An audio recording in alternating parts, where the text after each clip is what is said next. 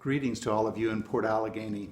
Prior to the reading of Scripture this day, on which the sermon will be based, I'd like to bring greetings to you from the larger church. Most of you know me. I've served for nearly 17 years now as General Presbyter for the Presbytery of Lake Erie. It has been a great honor to do that. According to my records, I've worshiped in Port Allegheny 13 different Sundays, not quite once a year, but pretty close. You are great folk, and I'm privileged to worship with you at different times.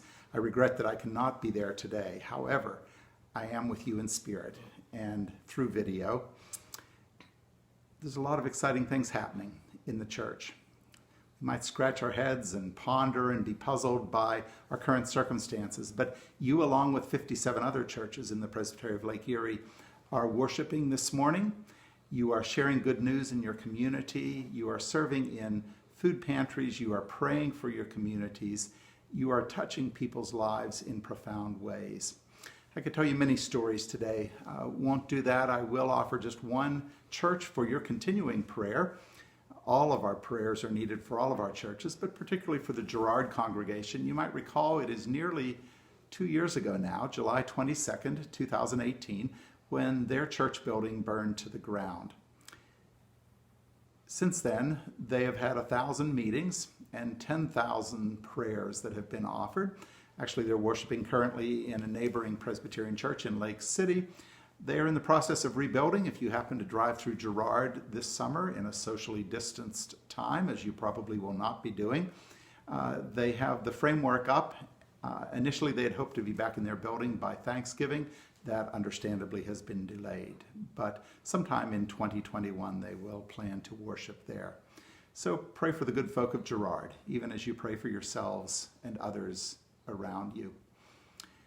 In the 17 years I've served, I've come to know you in very significant ways. I am thankful for your ministry in Port Allegheny, your faithfulness to one another, to the community in which you live. It's great to worship with you today. I'd like to read two passages of Scripture for the basis of the sermon in a few moments.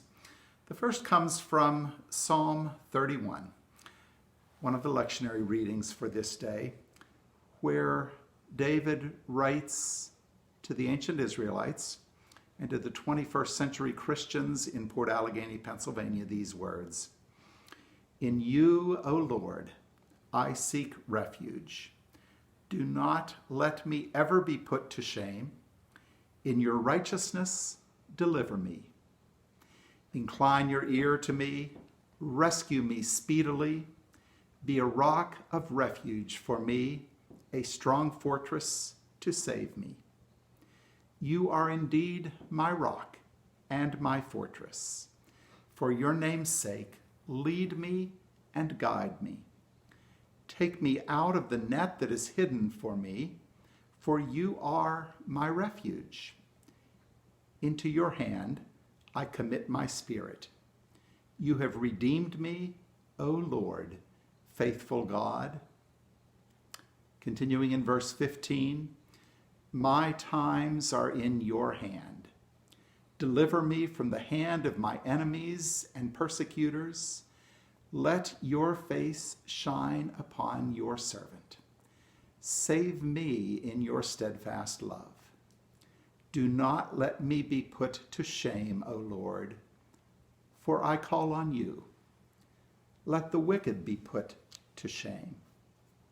O Lord, let them go dumbfounded to Sheol." And then continuing in 1 Peter chapter 2, simply one verse. "Once you were not a people, but now you are God's people. Once you had not received mercy, but now you have received mercy. This is the word of the Lord. Thanks be to God."